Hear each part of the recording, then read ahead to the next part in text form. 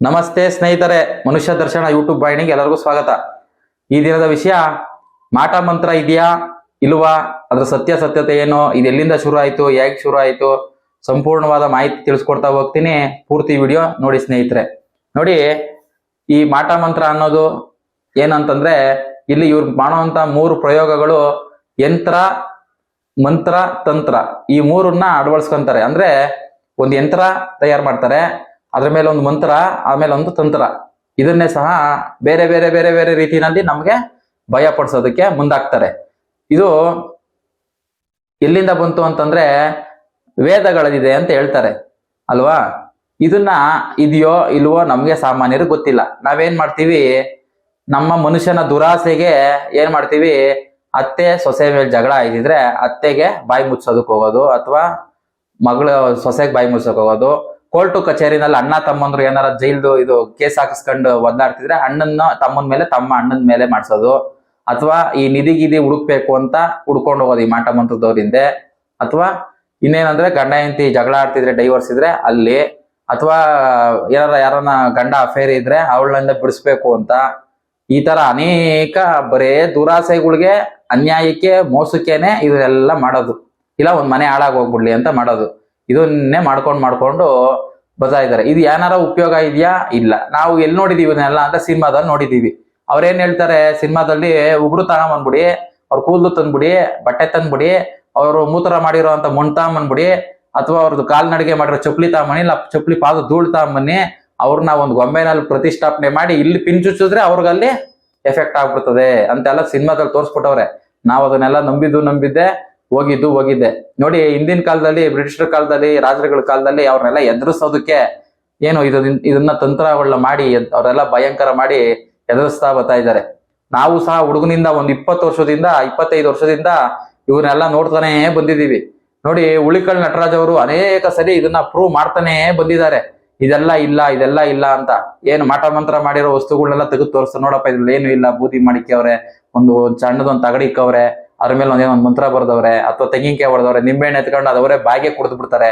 ಆಮೇಲೆ ಅಲ್ಲಿ ಮಾಡಿರೋ ತೆಂಗಿನಕಾಯಿ ಇದ್ರೆ ಅದನ್ನು ಸಹ ತಿಂದು ತೋರಿಸ್ಬಿಡ್ತಾರೆ. ಇಲ್ಲ ಅಂತ ಪ್ರೂವ್ ಮಾಡ್ಕೊಂಡೇ ಬಂದಿದ್ದಾರೆ. ವೈಜ್ಞಾನಿಕ ಕಾರಣವಾಗಿ ಅನೇಕ ಜನರು ಇದನ್ನ ಪ್ರೂವ್ ಮಾಡ್ಕೊಂಡು ಬಂತಾನೆ ಇದ್ದಾರೆ.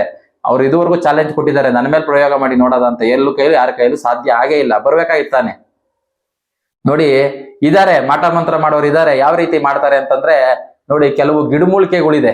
ಆ ಗಿಡಮೂಲಿಕೆಗಳನ್ನ ನಿಮ್ಗೆ ಏನಾರ ಊಟದ ಜೊತೆ ಸೇರಿಸಿ ಕೊಟ್ರೆ, ಇದನ್ನ ಒಳಗಡೆ ಹೇಳ್ಬಾರ್ದು, ಸತ್ಯ ತಿಳಿಬೇಕಲ್ವಾ ನೀವು. ಆ ಗಿಡಮೂಲಿಕೆ ಏನಾರ ನಿಮ್ಗೆ ಏನಾರ ಊಟದಲ್ಲಿ ಕೊಟ್ರೆ ನಿಮ್ಮ ಹೊಟ್ಟೆ ಒಳಗೆ ಹೋಯ್ತು ಅಂತಂದ್ರೆ ಅದರಿಂದ ನಿಮ್ಮ ಬುದ್ಧಿ ಚೇಂಜ್ ಆಗ್ಬೋದು, ಅಥವಾ ನಿಮ್ಗೆ ಕಾಯಿಲೆ ತುತ್ತಾಗ್ಬೋದು. ಆ ಥರದ ಗಿಡಮೂಲಿಕೆ ಹಿಂದಿನ ಕಾಲದಲ್ಲಿ ಇತ್ತು. ಈಗ ಅದನ್ನೆಲ್ಲ ತಿಳ್ಕೊಂಡಿರೋನು ಯಾರು, ಮಾಡೋನ್ ಯಾರು? ಅದನ್ನೆಲ್ಲ ಯಾರೂ ಸಹ ದುಡ್ಡು ಕಾಸಿಗೆ ಮಾಡೋವಂತ ಪ್ರಯೋಗನೇ ಅಲ್ಲ. ಇದೆ, ಈಗಲೂ ಇದೆ. ಅವರೆಲ್ಲ ಯಾರು ಸಹ ಕಣ್ಣು ಕಾಣೋದಿಲ್ಲ. ಪ್ಯಾಂಟ್ ಶರ್ಟ್ ಹಾಕೊಂಡು ನಿಮ್ ಜೊತೆಲೆ ಓಡಾಡ್ತಾ ಇರ್ಬೋದು, ನಿಮ್ ಜೊತೆ ಅಕ್ಕಪಕ್ಕದಲ್ಲೇ ಇರ್ಬೋದು. ಅವ್ರನ್ನೆಲ್ಲ ನಿಮ್ ಕಣ್ಣು ಕಾಣೋದೇ ಇಲ್ಲ.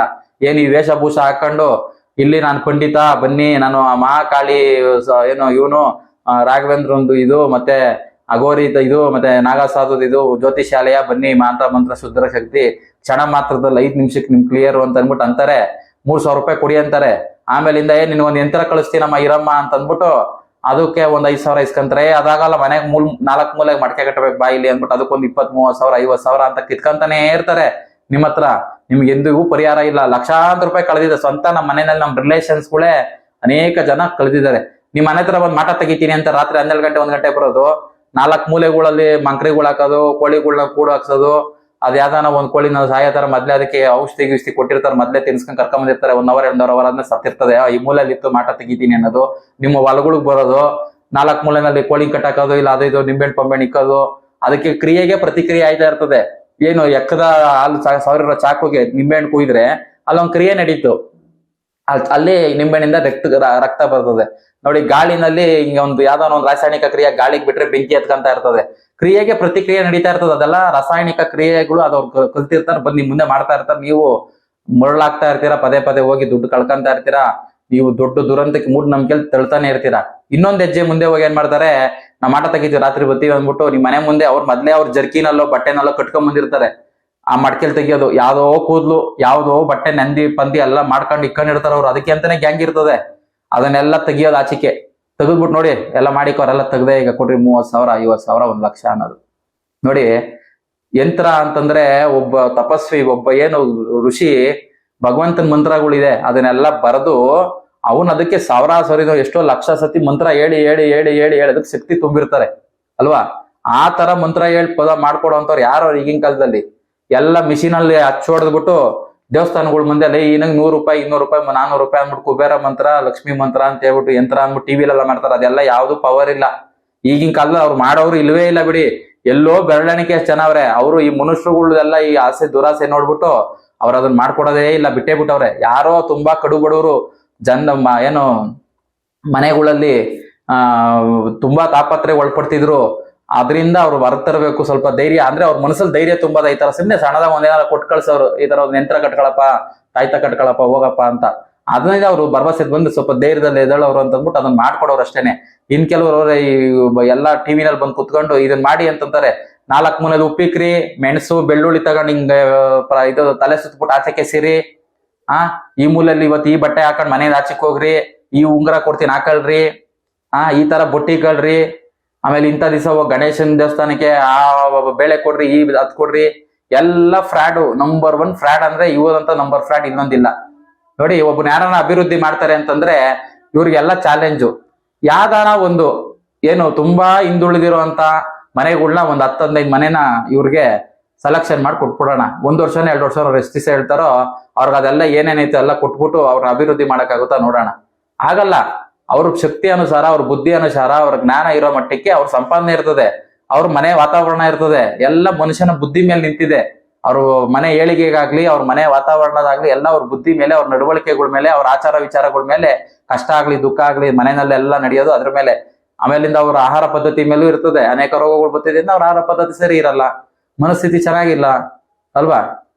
ಇದನ್ನೆಲ್ಲ ಇದ್ದೇ ಇರ್ತದೆ. ಮನುಷ್ಯ ಆಸೆ ಬೀಳೋದ್ ಕಮ್ಮಿ ಮಾಡ್ರೆ ತಾನೆ. ದುರಾಸೆಯಲ್ಲಿ ಮೆರಿತಾ ಇದ್ರೆ ಮನೆ ಜಗಳ ಆಗದ್ರೆ ಇನ್ನೇನಾಯ್ತದೆ? ಇದನ್ನೆಲ್ಲ ನಾವು ಚೆನ್ನಾಗಿ ಅರ್ಥ ಮಾಡ್ಕೊಬೇಕು ನೋಡಿ. ಈ ಮಾತರ ಮಂತ್ರ ಅನ್ನೋದೆಲ್ಲ ಫುಲ್ಲು ಬೋಗಸ್ ಸುಳ್ಳು. ಯಾರಿಂದೇನು ಎಲ್ಲೂ ಶಾಸ್ತ್ರ ಕೇಳಕ್ ಹೋಗ್ಬೇಡಿ, ಯಾವುದೇ ಕಲ್ಲು ಹಾಕಬೇಡಿ ನೋಡಿ. ನೀವು ನಿಮ್ಮ ಮೇಲೆ ನಂಬಿಕೆ ಇಡಿ. ಯಾವ್ದೋ ಒಂದು ತಗಡ್ ಮೇಲೆ, ಯಾವ್ದೋ ಒಂದು ಉಂಗುರದ ಮೇಲೆ, ಯಾವ್ದೋ ಬೇಳೆ ಕಾಳು, ನಿಂಬೆಹಣ್ಣು, ಮೆಣಸು, ಜೀರಿಗೆ ಇದ್ರ ಮೇಲೆಲ್ಲ ನಂಬಿಕೆ ಇಕ್ತೀರಾ. ಭಗವಂತ ಮೇಲೆ ನಂಬಿಕೆ ಇಕ್ಕಿ, ನಿಮ್ಮ ಆತ್ಮವಿಶ್ವಾಸದ ಮೇಲೆ ನಂಬಿಕೆ ಇಕ್ಕಿ, ನಿಮ್ ತೋಳು ಬಲದ ಮೇಲೆ ನಂಬಿಕೆ ಇಕ್ಕಿ, ನಿಮ್ಮಲ್ಲಿರೋ ಸತ್ಯದ ಮೇಲೆ ನಂಬಿಕೆ ಇಕ್ಕಿ, ಅವಾಗ ಚೆನ್ನಾಗಿರ್ತೀರಾ. ಇದೆಲ್ಲ ನಮ್ಮ ಏನು ಮಧ್ಯವರ್ಗದ ಜನ ಇದ್ದಾರೆ, ಇವ್ರ ಮೇಲೆ ಇದೆಲ್ಲ ಅತಿ ಹೆಚ್ಚು ಪ್ರಭಾವ ಬೀರೋದು. ಇದೆಲ್ಲ ಎಲ್ಲೂ ಸಾಧ್ಯ ಇಲ್ಲ ನೋಡಿ. ಯಂತ್ರ ಮಂತ್ರ ತಂತ್ರ ಅಂದ್ರೆ ನೋಡಿ, ನಮ್ಮ ದೇಹನೇ ಯಂತ್ರ ಭಗವಂತನ ಸೃಷ್ಟಿ ಮಾಡಿರೋದು. ಈ ಯಂತ್ರದ ಮುಂದೆ ಯಾವ್ದಾನ ಒಂದು ಯಂತ್ರ ಆಯ್ತಾ? ನಾವೇನಾರ ಮಾಡ್ತಾ ಇದೀವ ಇದು ಕೇಳಿ? ಬರೇ ಮಾತ್ರ ಮಕ ತೊಳ್ಕೊಂತೀವಿ, ಸ್ವಲ್ಪ ಅಲ್ಲಿಗೆ ಉಜ್ಗಂತೀವಿ, ಸ್ವಲ್ಪ ಹೊಟ್ಟೆ ಹಸ್ತಾಗ ತಿಂತೀವಿ. 3 ಕೆಲಸ ನಾವು ಮಾಡೋದು. ನಿದ್ದೆ ಬಂದಾಗ ಮಲಗ್ತೀವಿ. ಒಳಗಡೆ ಎಷ್ಟು ಯಂತ್ರ ಕೆಲಸ ಮಾಡ್ತಾ ಇದೆ ಭಗವಂತ ಕೊಟ್ಟಿರೋದು. ಹೃದಯ, ಕಿಡ್ನಿ, ಎಲ್ಲ ದೇಹದ ಅಂಗಗಳು, ಕಣ್ಣು, ಮೆದ್ಲು ಎಲ್ಲ ನಮ್ಗೆ ಗೊತ್ತಿಲ್ಲ, ನಮ್ಗೆ ಕೆಲಸ ಮಾಡ್ತಾನೆ ಐತೆ. ಇದೇ ಯಂತ್ರ ನೋಡಿ. ಮಂತ್ರ ಅಂತಂದ್ರೆ ಉಸಿರಾಡ್ತಾ ಇದೀವಿ ನೋಡಿ. ಪ್ರಾಣಶಕ್ತಿ ಭಗವಂತ ಒಳಗಡೆ ಆಚೆ ನೀಡಿದಾನೆ. 5 ನಿಮಿಷ ನೆನ್ಸ್ಬಿಟ್ರೆ ಉಸಿರಾಡೋದು ಹೋಯ್ತು, ಸ್ವಿಚ್ ಆಫ್ ನಮ್ದು ಅಲ್ವಾ. ಇದೇ ಮಂತ್ರ. ಏನು ಉಸಿರಾಡ್ತಾ ಇದೀವಲ್ಲ ನೋಡಿ, ದಿನಕ್ಕೆ 21,600 ಸತಿ ಉಸಿರಾಡ್ತಾ ಇದ್ದೀವಿ. ಅಲ್ಲಿ ನೀವು ಮಂತ್ರ ಹೇಳ್ಕೊಡ್ರಿ, ಭಗವಂತದ ಮಂತ್ರ ನಿಮ್ಗೆ ಯಾವ್ದು ಇಷ್ಟ ಅನ್ನೋದನ್ನ. ಆಮೇಲಿಂದ ತಂತ್ರ ಅಂತಂದ್ರೆ ಈ ಗುರುಗಳು ಇರ್ತಾರಲ್ಲ, ಗುರುಗಳು ನಮ್ಗೆ ಈ ಭಗವಂತನ ಕಾಣೋದಕ್ಕೆ ತಂತ್ರ ತಿಳಿಸ್ಕೊಡ್ತಾರೆ. ಆ ತಂತ್ರ ಅಳವಡಿಸ್ಕೊಬೇಕು. ಅಂದ್ರೆ ಆರೋಗ್ಯಕರವಾಗಿ ಭಗವಂತನ ಇನ್ನೊಳಗೆ ಕಾಣೋ ತಂತ್ರ. ಇದೇ ಯಂತ್ರ, ತಂತ್ರ, ಮಂತ್ರ ಅಂತಂದ್ರೆ. ಈ ದೇಹನೇ ಯಂತ್ರ, ಈ ಉಸಿರಾಟನೇ ಮಂತ್ರ. ಗುರು ಏನ್ ದೀಕ್ಷೆ ಕೊಡ್ತಾರೆ ಇದಕ್ಕೆ, ನಮ್ಮ ಸುಖವಾಗಿ ಬದುಕೋದಕ್ಕೆ, ಅದು ತಂತ್ರ ಅಂತಂದ್ರೆ. ಇದು ಯಾವುದೇ ಏನು ಬಳಸಂಗಿಲ್ಲ. ನಾವು ಮೈ ಮೇಲೆ ಹೆಂಗಿರ್ಬೇಕು ಅಂತಂದ್ರೆ, ತಾಯಿ ಗರ್ಭದಿಂದ ಹೆಂಗೆ ಭೂಮಿಗೆ ಆಚೆಗೆ ಬಂದು ಅದೇ ತರ ಇರ್ಬೇಕು. ಯಾವ ಒಡವೆನೂ ಹಾಕ್ಬಾರ್ದು, ಯಾವ ಯಂತ್ರ ತಗಡು ಗಿಗಳು ಹಾಕ್ಬಾರ್ದು. ಹಿಂದಿನ ಕಾಲದಲ್ಲಿ ತಾಯ್ತ ಕಟ್ಟೋರು ಹುಡ್ದಾರಕ್ಕೋ ಇದಕ್ಕೋ ಏನು ಕಾಡಲ್ಲಿ ವಾಸ ಮಾಡ್ತಾ ಇರೋರು, ಯಾವ್ದಾರ ಒಂದು ವಿಷ ಜಂತು ಕಚ್ಬಿಡೋದು. ಆ ವಿಷ ಜಂತು ಕಚ್ಚಿದಾಗ ಆ ತಾಯ್ತದಲ್ಲಿ ಏನು ಎಮರ್ಜೆನ್ಸಿ ಮೆಡಿಸನ್ ಇಕ್ಕಿರೋರು. ಆ ಮೆಡಿಸನ್ ಬಾಗಿ ಅಗಿಯೋದಾಗಿರ್ಬೋದು, ಅಥವಾ ಆ ಮೆಡಿಸಿನ್ ಗಾಯ ಕಚ್ಚಿದ ಗಾಯದ ಮೇಲೆ ಇಕ್ಬಿಟ್ಟು ಆ ತಾಮ್ರದ ತಗೊಳೋ ಹಿತ್ತಾಳೆ ತಗೊಳೋ ಇರೋದು ಒಂಥರ ಡಾಲರ್ ತರ, ಅದನ್ನ ಲಿಕ್ಕಿ ಆ ದಾರ ಇರೋದು, ಆ ದಾರದಲ್ಲಿ ಕಟ್ಟೋರು. ಅಂದ್ರೆ ಪಾಯ್ಸನ್ ಮೈ ಮೇಲೆ ಏರ್ಬಾರ್ದು ಅಂತ. ಇವಾಗ ನಾವೇನೋ ಮನೇಲಿ ಇದೀವಿ, ಎಲ್ಲ ಸಿಟಿಗಳಲ್ಲಿ ಇದೀವಿ, ಎಲ್ಲ ಅನುಕೂಲವಾಗಿದ್ದೀವಿ.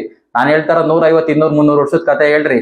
ಎಲ್ಲ ಕಾಡಲ್ಲಿ ಗುಡಿಸ್ಲಲ್ಲಿ ಎಲ್ಲರಲ್ತಾರೆ, ಮರದ ಮೇಲೆ ಅಲ್ಲಿ ಇಲ್ಲೆಲ್ಲ ಮನೆಗ್ತಾ ಇದ್ದಿದ್ದು. ಅದಕ್ಕೋಸ್ಕರ ಕಂಡ್ಕೊಂಡಿದ್ರು ಈ ಯಂತ್ರಗಳು, ತಂತ್ರಗಳು, ಇದೆಲ್ಲ ಹೊರದಲ್ಲಿ ಮೆಡಿಸಿನ್ ಹಾಕೋದಕ್ಕೆ. ಹೋಗ್ಬಿಟ್ಟು ಬರೇ ಮಕ್ಕಳಿಗೆ ಯಂತ್ರ, ಆ ಕೆಲ್ಸಕ್ಕೆ ಬರ್ದೇ ಇರೋ ದೇವಸ್ಥಾನಗಳಲ್ಲಿ 50 ರೂಪಾಯಿ 100 ರೂಪಾಯಿ ಮಕ್ಕಳಿಗೆ ಏನೂ ಇಲ್ಲ. ಅದರಲ್ಲಿ ಒಂದು ರೂಪಾಯಿ ಅದು ಏನೋ ತಗಡು ಡಾಲರ್, ಅದ್ರೊಳಗೆ ಸ್ವಲ್ಪ ಬೂದಿ ತುಂಬಿರ್ತಾರೆ, ಒಂದಿಷ್ಟು ದಾರ, 50 ಪೈಸದ ದಾರ, 2 ರೂಪಾಯಿ ಇಲ್ಲ ಅದು. ನೀವು 200 ರೂಪಾಯಿ ಕೊಟ್ಟಿರ್ತೀರಾ, 300 ರೂಪಾಯಿ ಕೊಟ್ಟಿರ್ತೀರಾ, ನೀವೇ ಕಟ್ಬಿಟ್ರಿ ಸಾಕು, ಹೋಗ್ಬಿಡ್ತದೆ. ಎಲ್ಲ ಅಲ್ಲೋ ಕಟ್ಸ್ಕೊಂಬತ್ತೀರ ಒಂದ್ ನಂಬಿಕೆ, ಆ ಕಟ್ಟಿಸದ ನಮ್ ಮಗು ಜ್ವರ ಹೋಯ್ತು, ನೆಗಡಿ ಹೋಯ್ತು, ಶೀತ ಹೋಯ್ತು ಅಂತ ಕಟ್ಟಿದ್ರಿ, ನಿಮ್ ನಂಬಿಕೆ ಆಯ್ತು. ಮಗುಗೂ 3 ದಿವಸ ಯಾವ್ದೇ ಜ್ವರ ಇದ್ರು ಡಾಕ್ಟರ್ಗಳು ಹೇಳ್ದಾಗ 3-4 ದಿವಸಕ್ಕೆ ಹೋಗೇ ಹೋಯ್ತದೆ. ಅದೇನ್ ಕಟ್ಸೂರ್ ಹೋಯ್ತದ ಇಲ್ಲ ಹಂಗಂದ್ಬಿಟ್ಟು ಅಮೇರಿಕದಲ್ಲಿ ಅವ್ರೆ, ಫಾರಿನ್ ನಲ್ಲೂ ಮಕ್ಳು ಹುಡ್ತಾವೆ, ಅವ್ರಿಗೆಲ್ಲ ಬಾಲಗ್ರಹದ ಯಂತ್ರ, ಇನ್ನೊಂದ್ ಮಂತ್ರ ತಂತ್ರ ಹಾಕೊಂಡ್ ಕೂತವ್ರ. ಡಾಕ್ಟರ್ ಶಾಪಕ್ ತೋರಿಸ್ತಾರೆ, ಸುರೋಯ್ತದೆ. ಮೂಢನಂಬಿಕೆಗಳು ಬಿಡ್ರಿ, ಎಲ್ಲ ಬರೇ ದುಡ್ಡು. ದೇವ್ರಂದ್ರೆ ವ್ಯಾಪಾರ, ಈ ತಂತ್ರ ಯಂತ್ರ ಅಂತ ಅನ್ಕೊಂಡ್ರೆ ವ್ಯಾಪಾರ. ನಿಮ್ಮ ಭಯನೇ ಅವ್ರ ಬಂಡವಾಳ. ಅವ್ರ ಮನೆ ಚೆನ್ನಾಗಿ ಅಭಿವೃದ್ಧಿ ಆಗಿರ್ತದೆ, ನೀವ್ ಇನ್ನ ಅಲ್ಲೇ ಇರ್ತೀರಾ. ಚೆಕ್ ಮಾಡ್ಕೊಳ್ಳಿ, ನೀವು ಮಾಟ ಮಂತ್ರ ಮಾಡಿಸೋರಾಗಿಲಿ, ನೀವು ಇದೆಲ್ಲ ಮೂಢನಂಬಿಕೆ ಹೋಗ್ರಿ ಅಲ್ಲೇ ಇರ್ತೀರಾ. ಒಂದ್ ಹೆಜ್ಜೆನು ಮುಂದೆ ಜೀವನದಲ್ಲಿ ಹೋಗಿರಲ್ಲ. ನೋಡಿ ಶ್ರೀಮಂತರುಗಳು ನೋಡಿ, ಅವ್ರ ಮೈ ಮೇಲೆ ಒಂದು ಒಡವೆ ಹಾಕಿರಲ್ಲ, ಒಂದ್ ಯಾವ್ದು ಪೂಜೆ ಪುನಸ್ಕಾರ ಪುರ್ಸೊತ್ತೆ ಇಲ್ವಲ್ಲ ನೋಡಕ್ ಅವನ್ನೆಲ್ಲ. ಟಿವಿನೇ ನೋಡಲ್ಲ ಅವನು. ನೀವು ಅತಿ ಹೆಚ್ಚು ಬಿಡುವಾಗಿದ್ದಾಗ ಈ ಮೊಬೈಲ್ ಟಿವಿ ನೋಡಿ, ಜ್ಯೋತಿಷ್ಯ ಅದು ಇದು ಟಿವಿ ಕೇಬಲ್ ಚಾನಲ್ಗಳು ಬರ್ತಾನೆ ಇರ್ತವೆ. ಆಸೆಗೆ ಯೂರೋಪ ಇಲ್ಲೋರೆ ಸೊರ ಬಿಡ್ತದೆ, ಅಲ್ಲೊಬ್ರು ಸೊರ ಐತದೆ ಅಂತ ಹೋಯ್ತಾನೆ ಇರ್ತೀರಾ.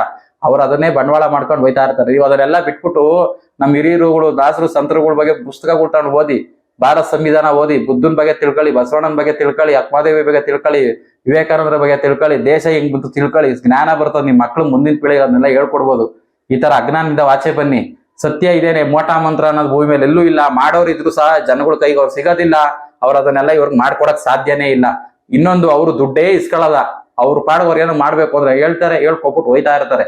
ಆ ತರ ಅವರೇ ಮಾಟ ಮಂತ್ರ ಮಾಡೋರು. ಅಂದ್ರೆ ಭಗವಂತನ ಆರಾಧನೆ ಮಾಡ್ತಾ ಇರ್ತಾರೆ, ಅವ್ರು ಸದಾ ತಪಸ್ಸಲ್ಲಿರ್ತಾರೆ, ಸದಾ ಮಂತ್ರಗಳು, ಬೇಜಾನ್ ಮಂತ್ರಗಳಿದೆ, ಆತರ ತಂತ್ರ ಮಂತ್ರಗಳು ಅವೆಲ್ಲ ಅವ್ರು ಕಲ್ತಿದ್ದಾರೆ. ಇಲ್ಲೇ ಇಲ್ಲ ಅಂತ ನಾವ್ ಅದನ್ನ ಹೇಳ್ಬಾರ್ದು. ಇದೇ ಭೂಮಿ ಮೇಲೆ ಕೆಟ್ಟದೈತೆ ಅಂದ್ಮೇಲೆ ಒಳ್ಳೇದು ಐತೆ, ಒಳ್ಳೇದೈತೆ ಕೆಟ್ಟದ್ದು ಐತಲ್ವಾ, ಎರಡೂ ಇದ್ದೇ ಇರ್ತದೆ. ಅದೆಲ್ಲ ತುಂಬಾ ಹಿರಿಯರ ಕಾಲದಿಂದ ಬಂದಿರೋದೆಲ್ಲ ಸಾಮಾನ್ಯರ ಕೈ ಸಿಗಲ್ಲ. ಅವೆಲ್ಲ ತಂತ್ರಗಾರಿಕೆಗಳು. ಅದೆಲ್ಲ ಯಾರು ಟಿವಿ ಮೊಬೈಲ್ ಅಲ್ಲಿ ಟಿವಿಲಿ ಬಂದವನೇ ಅಂದ್ರೆ ಅವ್ನು ಡೋಂಗಿ ಅಂತ ನೆನ್ಕೊಂಬಿಡಿ. ಅವ್ರು ಯಾರು ಸಹ ಎಲ್ಲೂ ಯಾರು ಮನುಷ್ಯರ ಕಣ್ಣಿಗೆ ಸಿಗೋದೇ ಇಲ್ಲ, ಅವ್ರು ಗುರ್ತಿಸಕ್ಕೂ ಆಗೋದಿಲ್ಲ. ನಮ್ ಜೊತೆಲೇ ಇರ್ತಾರ, ಆ ತರ ಇರೋರು ಅವ್ರೆ. ಅವರೆಲ್ಲ ಯಾರ ಕಣ್ಗೂ ಸಿಗಲ್ಲ. ನಾವೆಲ್ಲ ನೇರವಾಗಿ ಅಂತವ್ರ ಜೊತೆ ಮಾತಾಡಿದೀವಿ. ಏನಿಲ್ಲಪ್ಪ, ಜನಗಳು ಏನು ಭಾವನೆಗಳ ಮೇಲೆ ನಾವು ಇದ್ ಮಾಡ್ತೀವಿ ಅಷ್ಟೇನೆ. ದೇವ್ರ ಹೆಸರು ಹೇಳಿ ಇಂಥದ್ದೇನೋ ಕೊಟ್ಟು ಕಳಿಸ್ತೀವಿ.